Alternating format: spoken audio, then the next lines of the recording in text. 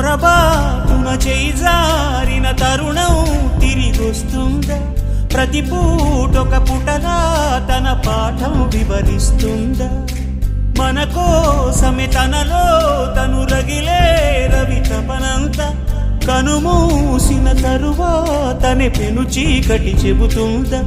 కడతేరని పయనాలెన్ని, పడదోసిన ప్రణయాలెన్ని అని తిరగే ఛాయా చరిత పుటలు, వెను చూడక ఉరికే కథలు, తమ ముందు తరాలకు స్మృతుల చితులు అందించాలా ప్రేమికులు.